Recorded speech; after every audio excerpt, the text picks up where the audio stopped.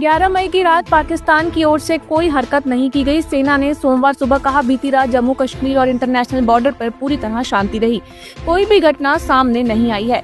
राजस्थान, पंजाब, जम्मू कश्मीर के बॉर्डर से लगे इलाकों में 11 मई से हालात नॉर्मल हैं। बाजार खुलने लगे और सामान्य गतिविधियां शुरू हो गयी।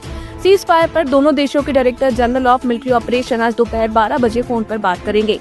बातचीत में कोई अन्य देश शामिल नहीं होगा। भारत पाकिस्तान के बीच 10 मई को संघर्ष विराम हुआ था।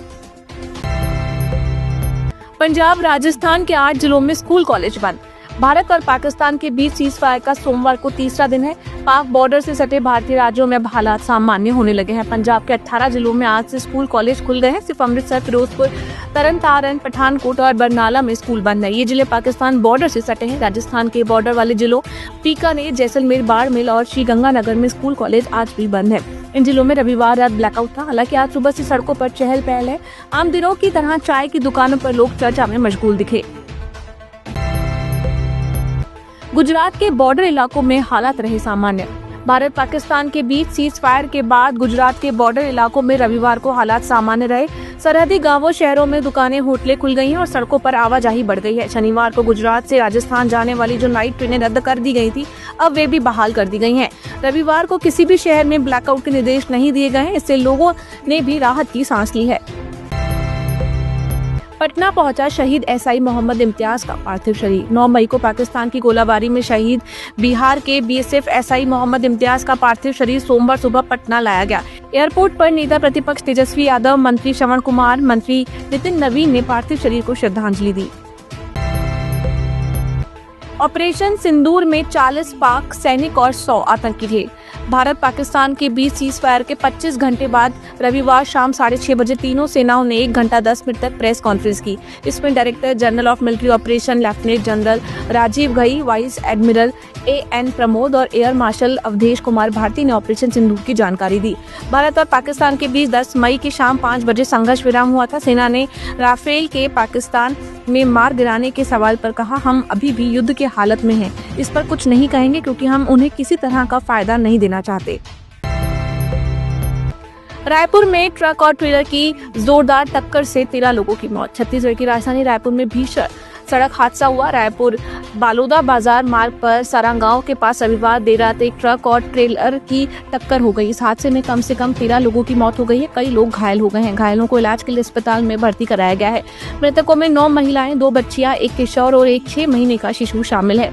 रायपुर के पुलिस अधीक्षक लाल उमेद सिंह ने बताया कि ये दुर्घटना उस समय हुई जब ट्रक चौथी या छठी के कार्यक्रम से लौट रहा था। घायलों को इलाज के लिए रायपुर के डॉक्टर BR अम्बेडकर मेमोरियल अस्पताल में खरसोरा सामुदायिक स्वास्थ्य केंद्र में भर्ती कराया गया है। घायलों में बच्चा, महिलाएं भी शामिल हैं।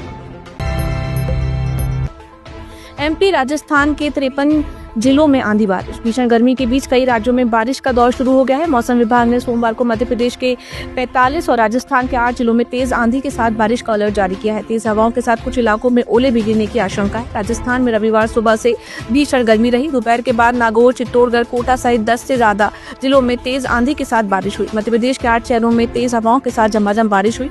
राजस्थान के हनुमानगढ़ और MP के अशोकनगर में ओले भी गिरे। जयपुर भरतपुर नेशनल हाईवे पर सड़क किनारे खड़ी पिकअप में पुलिस को 2075 किलो विस्फोटक मिला। पुलिस ने गाड़ी को जब्त कर लिया है। पुलिस ने सीज विस्फोटक की जानकारी पेट्रोलियम एवं विस्फोटक सुरक्षा संगठन को दे दी है। अब पैसों इस टीम की सैंपल लेगी। गाड़ी ने 63 कार्टन और प्लास्टिक के 10 कट्टे रखे थे। कार्टन पर ऑब्स्टा एक्सप्लोसिव और प्लास्टिक के कट्टों पर अमोनियम नाइट्रेट लिखा हुआ था। वाहन के नंबर के आधार पर मालिक की पहचान भीलवाड़ा जिला निवासी ईश्वर सिंह के रूप में की गई है। पुलिस ईश्वर सिंह की तलाश कर रही है। विस्फोटक और गाड़ी को सीज कर लिया गया है। विदेश सचिव विक्रम मिस्री ने एक्स अकाउंट प्राइवेट किया। भारत पाकिस्तान तनाव के बीच भारत का पक्ष दुनिया के सामने रखने वाले विदेश सचिव विक्रम मिस्री ने अपना एक्स अकाउंट प्राइवेट कर लिया है। दरअसल 10 मई को भारत पाकिस्तान के बीच सीज फायर के ऐलान के बाद कई यूजर्स उनके पोस्ट पर ऑनलाइन अब्यूज कर रहे थे। यहाँ तक कि उनके परिवार के साथ उनकी पुरानी तस्वीरें शेयर हो रही थी, जिसके साथ उनकी बेटी का मोबाइल नंबर और कई तरह के कमेंट्स किए जा रहे थे। इसके बाद उन्होंने अपना अकाउंट सिक्योर कर लिया है। भारत और पाकिस्तान के बीच 10 मई को सीज फायर का ऐलान किया गया। एक दिन बाद कांग्रेस ने दिल्ली में हेडक्वार्टर्स के बाहर इंदिरा होना आसान नहीं वाला पोस्टर लगाया। इस पोस्टर के साथ ही 1971 के युद्ध में पाकिस्तान के सरेंडर वाली तस्वीरें भी लगाई गई। पोस्टर में इंडिया मिस इंदिरा की बात भी लिखी गई। लोकसभा के नेता प्रतिपक्ष राहुल गांधी और राज्यसभा के नेता प्रतिपक्ष मल्लिकार्जुन खड़गे ने प्रधानमंत्री को लेटर लिखकर संसद का विशेष सत्र तुरंत बुलाने का अनुरोध किया है।